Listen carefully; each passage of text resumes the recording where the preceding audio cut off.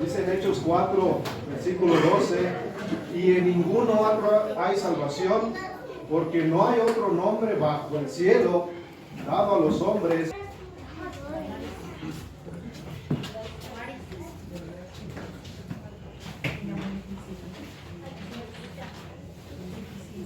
Dios les bendiga, amados hermanos. Amén. ¿Cómo se encuentran? Bendecidos. Gloria a Dios. Amén, aleluya. ¿Cuántos respiran? Amén. Gloria a Dios. Si respira es por la gracia y la misericordia de Amén, Dios. aleluya. Amén. Gloria a mi Jesús.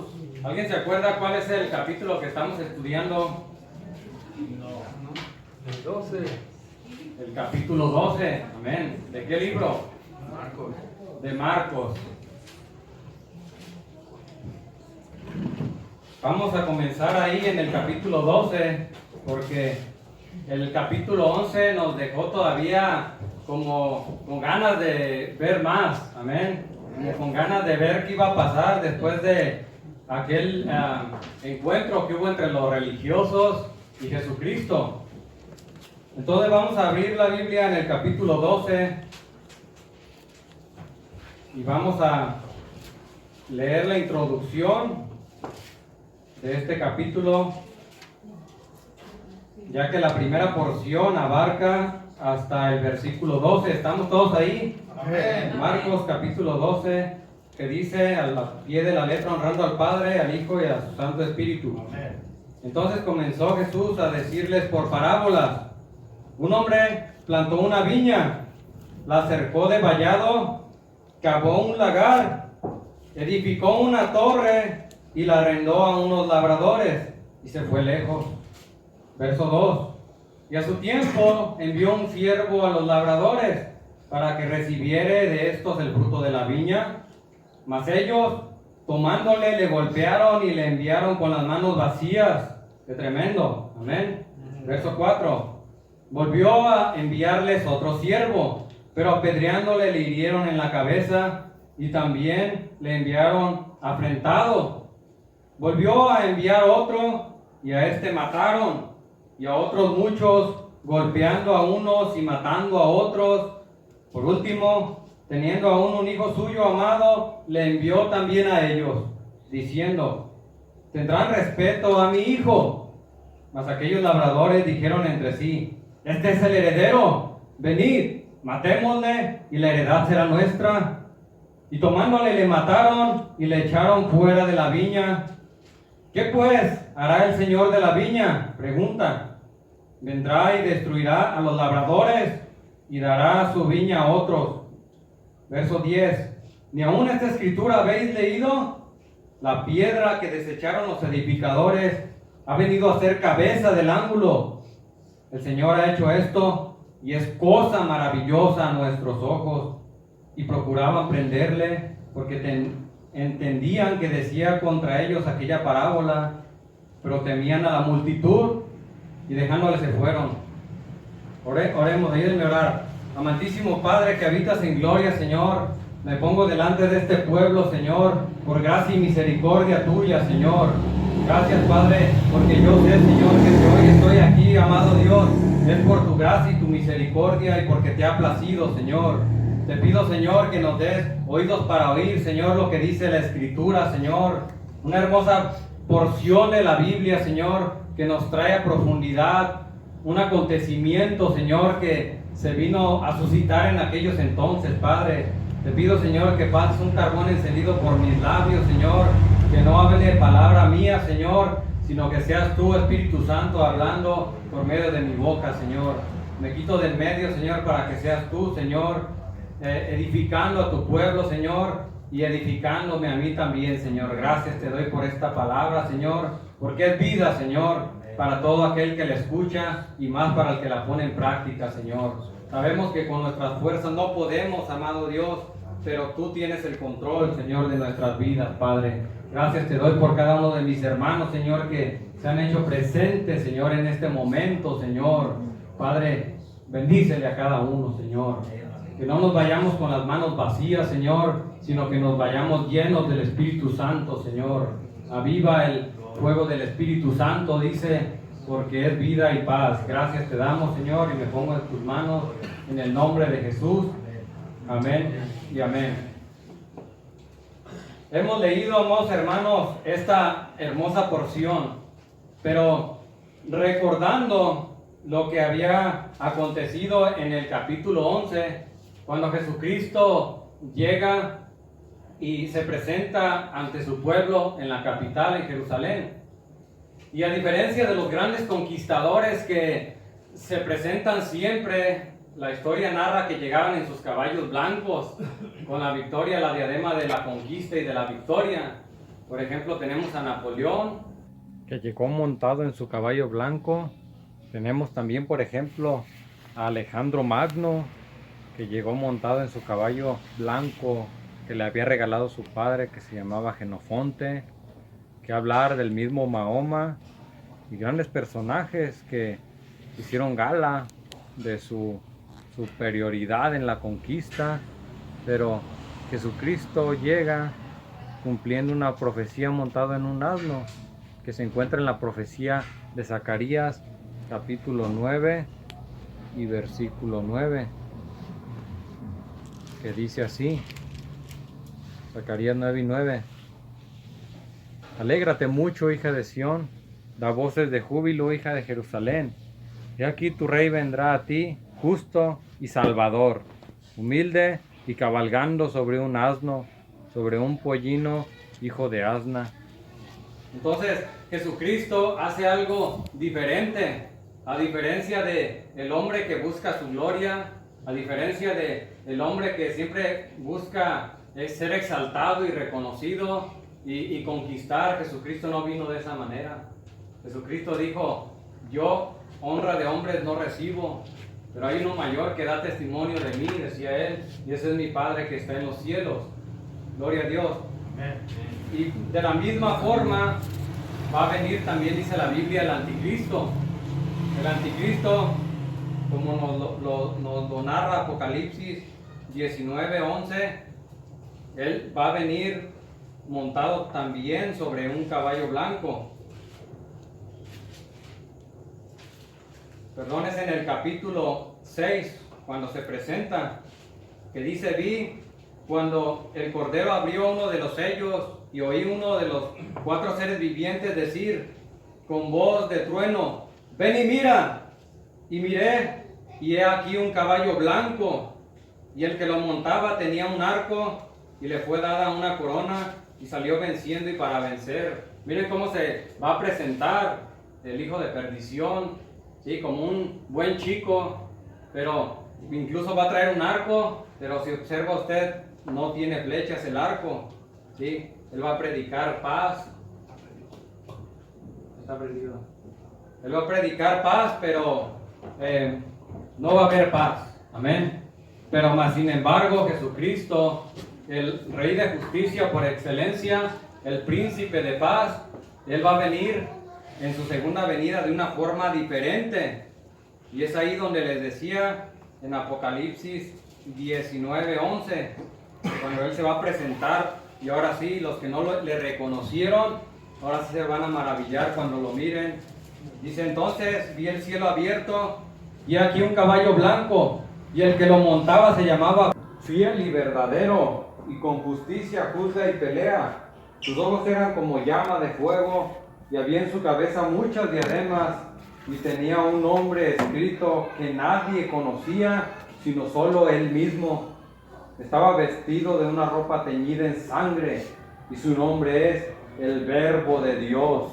Es la manera en que va a venir, pero en esa ocasión él se presentó humilde, porque él no vino a ser servido, sino a servir. Pero en el 12 ya se suscita ese acontecimiento donde ya él se enfrasca, vamos a decirlo, en una discusión. Amén. Voy a titular esta predicación como una mujer infiel llamada Israel. Y vamos a ver el pasado de Israel, el presente y el futuro de Israel. Y me voy a tomar esta ocasión y la siguiente para hablar del pasado, presente y futuro de esa mujer infiel llamada Israel.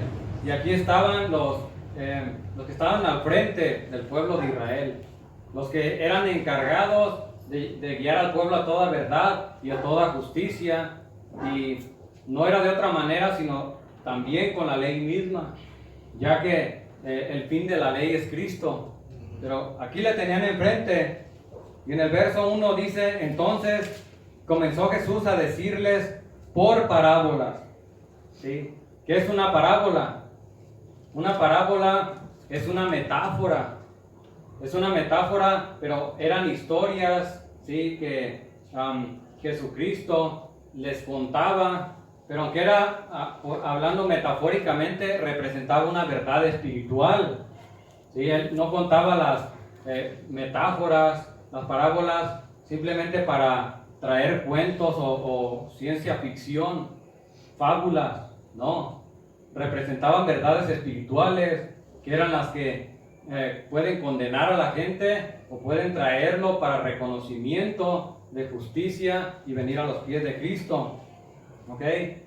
Esa era como hablaba él en parábolas. Por ejemplo, ¿quién eran los primeros que llegaron a utilizar las parábolas? Se suscitaba mucho mediante la profecía y se fueron formando símbolos que se usaban para entender aquella verdad.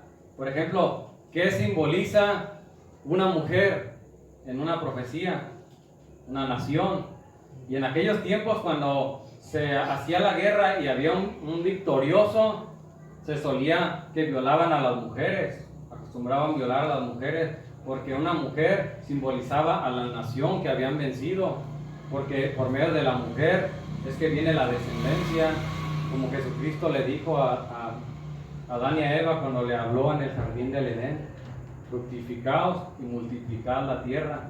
Entonces ellos las violaban porque ellos cuando violaban a las mujeres, ellos metafóricamente estaban degradando a la nación a la que habían vencido. ¿Qué significa, por ejemplo, la roca en la profecía?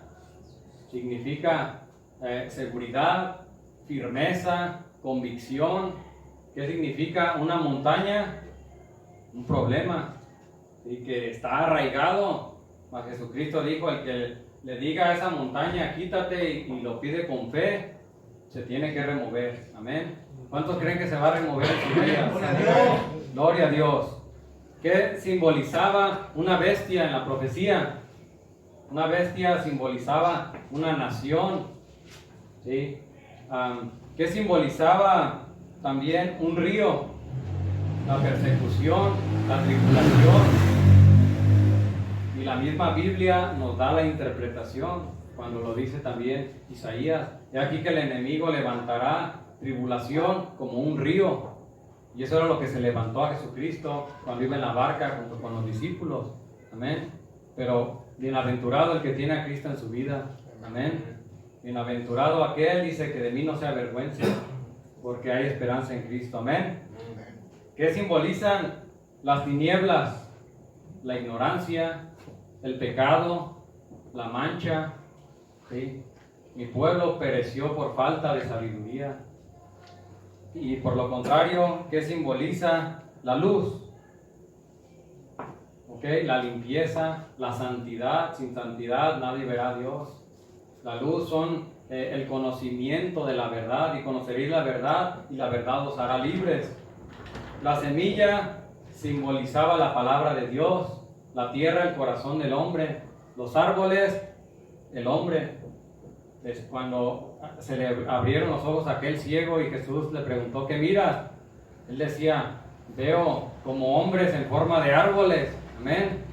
Y eso era lo que simbolizaba en una parábola, en una profecía. Ahora, ¿cuál era el propósito de la profecía? Acompáñenme a Mateo 13:13. Jesucristo se lo explicó a sus discípulos. Por eso les habló en parábolas, dice el 13. Porque viendo no ven, y oyendo no oyen ni entienden.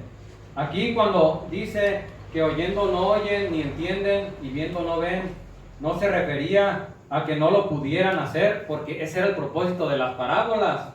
Que una persona desletrada, la persona con menos culta, con menos estudio, como eran los apóstoles, que dice que eran hombres sin letra y del vulgo, ellos podían entender.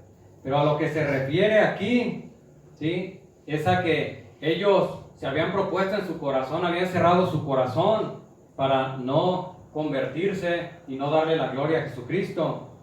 Entonces, en el 14 dice: de manera que se cumple en ellos la profecía de Isaías, que dijo: de oído oiréis y no entenderéis, y viendo veréis y no percibiréis, porque el corazón de este pueblo se ha engrosado, y con los oídos oyen pesadamente. Ahí es lo que les decía. O sea, ellos estaban escuchando claramente y entendían, porque si no entendieran, se contradeciría lo que leímos al final del capítulo 12, cuando entramos en la introducción de la lectura, que decía: y ellos se enfurecían porque sabían que contra ellos había dicho esa parábola. ¿Sí? Dice: para que cerrando con sus oídos oigan pesadamente, y han cerrado sus ojos para que no vean con los ojos, y oigan con los oídos, y con el corazón entienda, y se conviertan, y yo les sane. Pero bienaventurados vuestros ojos porque ven, y vuestros oídos porque oyen. Eran las palabras que Jesucristo les estaba diciendo. Ese era el propósito de las parábolas que él utilizaba como buen maestro. ¿Sí? En parábolas les hablaba. Ahora, el propósito mío, amados hermanos, no es condenar a Israel, no es traerle a su conciencia de que el pueblo de Israel, pues ya el Señor ya no lo quería y ya lo había desechado. No, ¿sí? Mi propósito es de que usted se dé cuenta de que el pueblo rechazó a Dios, pero sin embargo la misericordia de Dios todavía está a favor de Israel, nomás que venía la disciplina a sus vidas. De igual manera, aquella oveja que se desvía, se descarrila, bienaventurado aquel cuya disciplina del Señor no rechaza. Amén. Pero aquí venía la disciplina para ellos, y lo habló el apóstol Pablo en Romanos capítulo 11 y verso 1.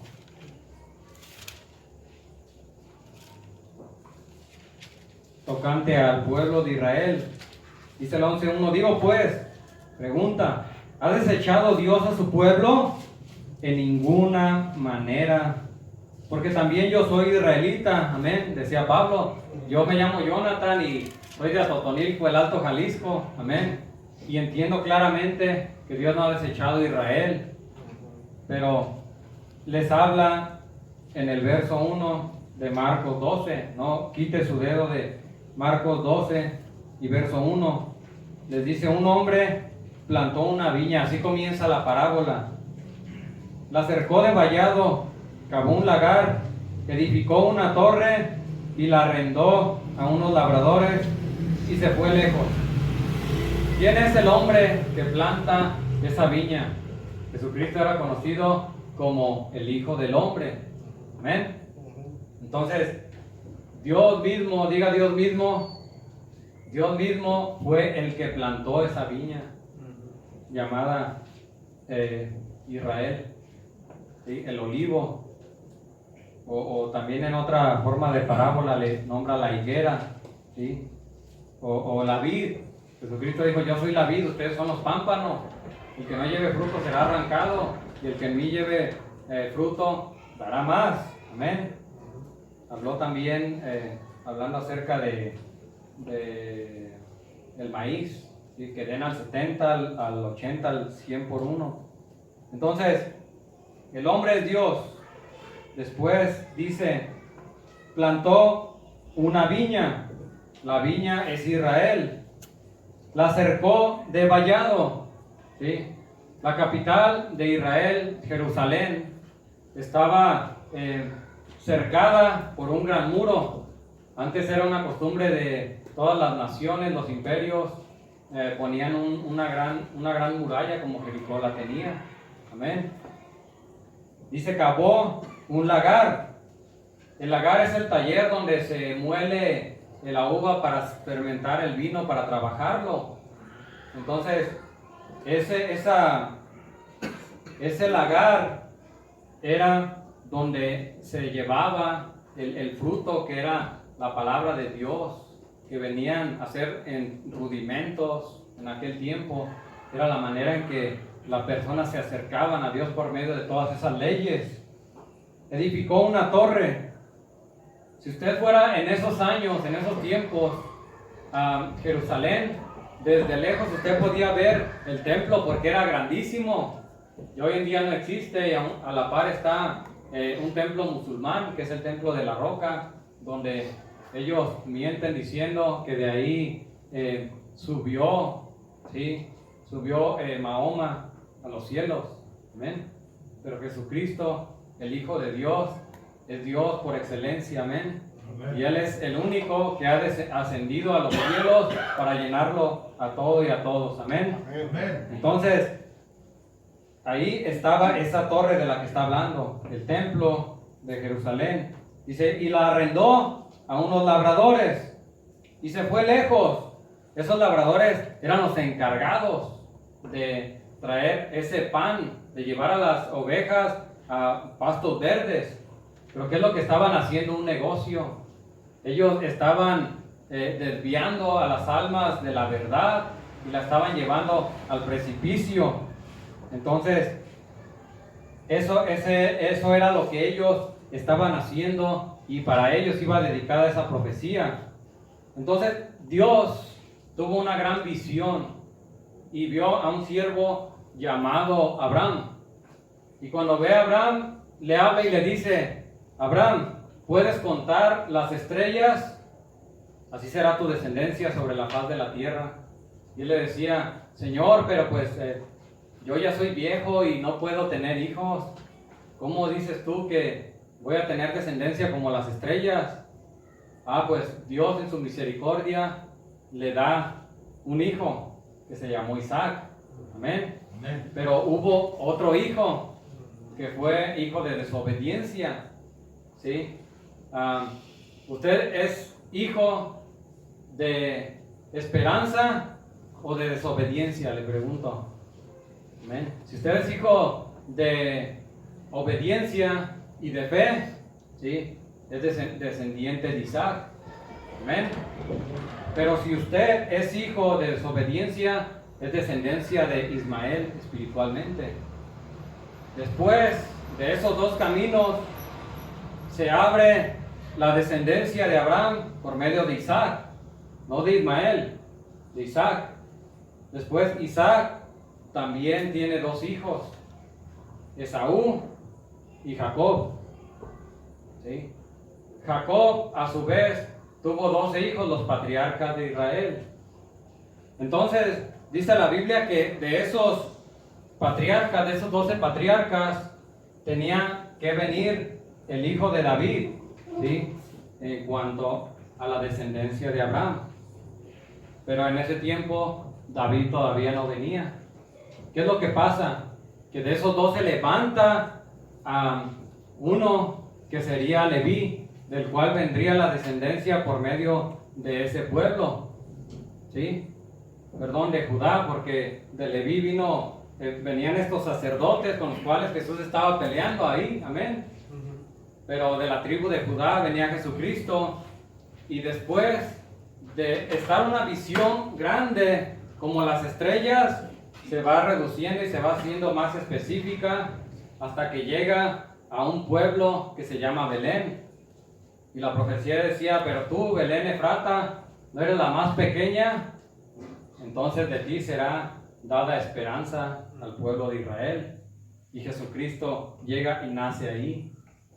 Entonces, Jesucristo ya estaba manifestado en carne y estaba aquí presente, y de repente les sigue contando la parábola y les dice a ellos: a su tiempo envió el Señor un siervo a los labradores para que recibiese de estos del fruto de la viña. O sea que Dios había mandado, ¿sí?, a un embajador de él para que lo recibieran contentos y le dijeran: mira, ven, aquí te vamos a dar cuentas claras y te vamos a enseñar que el pueblo de Dios se ha convertido y se ha arrepentido, y están todos buscando tu gracia, así como lo hizo Juan el Bautista, ¿sí? Arrepentíos y convertíos, decía, para que sean borrados vuestros pecados, y no se basten con decir somos hijos de Abraham, porque en verdad les digo que Dios puede levantar hijos de Abraham incluso desde estas rocas, amén. Porque decía Pablo también que el judío no es el que es circuncidado, sino el que viene a ser circuncidado en su corazón, es el que viene a ser descendencia de Abraham. Y ahí estamos usted y yo, amén. Amén. Gloria a Dios. Entonces venía este embajador, pero ellos inmediatamente lo hacen a un lado a ese embajador, ¿sí? ¿Por qué? Porque ahí los chidos eran ellos. Ahí ellos eran los de la tribu de Leví, o de la tribu de Aarón, del linaje de Aarón, conforme a la descendencia, el sumo sacerdote. Era el gallo grande ahí, amén. Entonces ellos hacían a un lado inmediatamente a cualquiera que venía de otra tribu. Pero aquí Dios manda al profeta Jeremías a que lleve la palabra, el mensaje de Dios, porque el que rechaza la palabra de Dios, rechaza a Dios mismo, amén. Jeremías capítulo 20, el sacerdote Pasur, hijo de Imer, ahí estamos hablando de un descendiente de la tribu de Leví, dice que presidía como príncipe en la casa de Jehová, oyó a Jeremías que profetizaba estas palabras, y azotó Pasur al profeta Jeremías, dice el verso 2, y lo puso en el cepo que estaba en la puerta superior de Benjamín, la cual conducía a la casa de Jehová. Eso es lo que pasó, amados hermanos. O sea que ahí le estaba llevando palabra que venía a ser corrección para el pueblo de Israel. Estaba hablando Jeremías palabra de bendición, pero ellos asumían que era palabra de maldición y la rechazaban. Inmediatamente llegaban los sacerdotes cuando usted les quería traer una palabra también que es para corregir al pueblo, ¿sí? Primera de Timoteo 3:16, la palabra de Dios es apta para corregir y instruir en justicia. Y así llegaban los profetas, inmediatamente se paraba enfrente del sumo sacerdote y decía: ¿tú quién eres? ¿Tú qué me vienes a enseñar a mí? ¿Sí? Pero los amaban a ellos los reyes, porque les hablaban palabras que les convenían a ellos. Y la palabra viene a ser dura también en este tiempo. Cuando nosotros llevamos palabra, o nos traen palabra a nosotros, que es de corrección, inmediatamente nos molesta, ¿sí? Pero cuando se levanta la pregunta, ¿cuántos hijos de Dios hay aquí? Yo veo que todos levantan la mano, y si no la levanta es porque el Espíritu Santo está trabajando en sus vidas. Verso 4 del 12 de Marcos: volvió a enviarles a otro siervo, pero apedreándole le hirieron en la cabeza y también le mandaron afrentado. Vamos a Nehemías capítulo 9 y verso 26.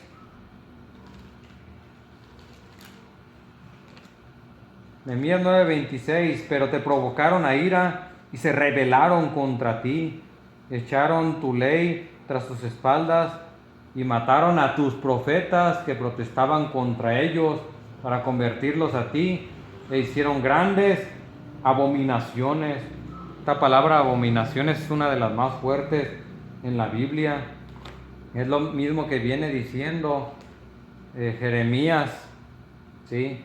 Es lo mismo que también clamaba el profeta Elías cuando decía: han derribado tus altares, han matado a filo de espada a tus profetas, y solo yo he quedado y me buscan para quitarme la vida. El verso 5 del 12 de Marcos sigue diciendo: volvió a enviar a otro, y a este mataron, y a otros muchos, golpeando a unos y matando a otros. Segunda de Crónicas 24-21 nos enseña este catástrofe que aconteció con otro de los profetas. Sí, Segunda de Crónicas 24-20, que dice: entonces el Espíritu de Dios vino sobre Zacarías, hijo del sacerdote Joiada. Este es el varón del que les estaba diciendo, ¿ves? Y puesto en pie donde estaba más alto que el pueblo, les dijo así: así ha dicho Dios, porque quebrantáis los mandamientos de Jehová. Pregunta: ¿no os vendrá bien por ello? Porque por haber dejado a Jehová, Él también nos abandonará. Pero ellos hicieron conspiración contra Él, y por mandato del rey lo apedrearon hasta matarlo en el patio de la casa de Jehová. Así es como murió el profeta Zacarías, entre el altar y el templo, apedreado. Dice la palabra de Dios en Marcos: por último, teniendo aún un hijo suyo amado, lo envió también a ellos, diciendo: tendrán respeto a mi hijo. Mas aquellos labradores dijeron entre sí: ¡ja! Este es el heredero, venid, matémosle, y la heredad será nuestra. Y tomándole, le mataron y le echaron fuera de la viña. ¿Qué pues hará el señor de la viña? Pregunta. Vendrá y destruirá a los labradores y dará su viña a otros. Aquí, amados hermanos, es donde inicia la iglesia de Dios. Continúa el verso 10. Ni aún esta escritura habéis leído, les estaba preguntando Jesús, que la piedra que desecharon los edificadores ha venido a ser cabeza del ángulo, y el Señor ha hecho esto, y es cosa maravillosa a vuestros ojos. Y procuraban prenderle, porque entendían que decía contra ellos aquella parábola, pero temían a la multitud, y dejándole, se fueron.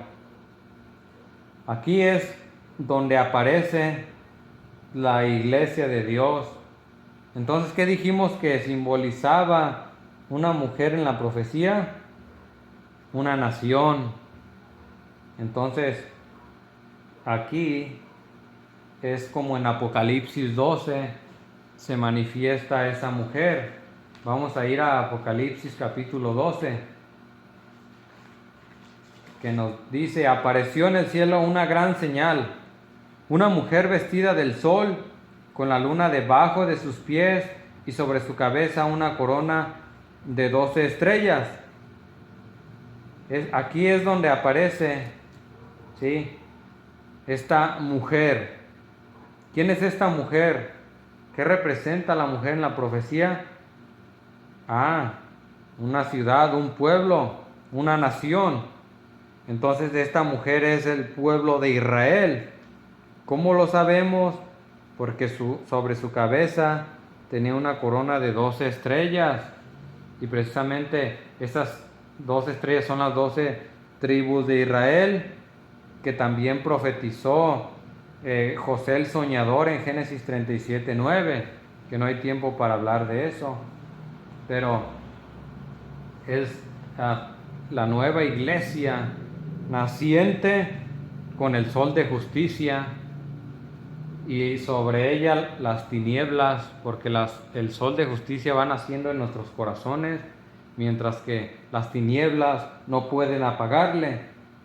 Entonces tenemos aquí dos mujeres, una, la iglesia que nacería ahí, y la otra mujer que representa a Israel, la mujer impía de Israel, la mujer infiel.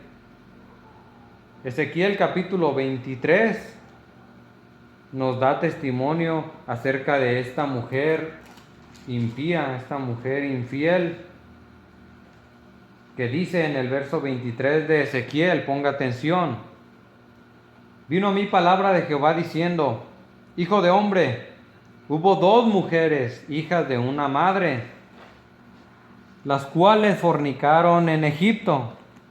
En su juventud fornicaron, allí fueron apretados sus pechos, allí fueron estrujados sus pechos virginales, y se llamaban la mayor Ahola y su hermana Aholiba. Pregunto yo aquí, y me detengo en la lectura, pregunto, ¿por qué son dos mujeres hermanas las que están apareciendo aquí? Si yo dije que una es la iglesia y la otra es Israel.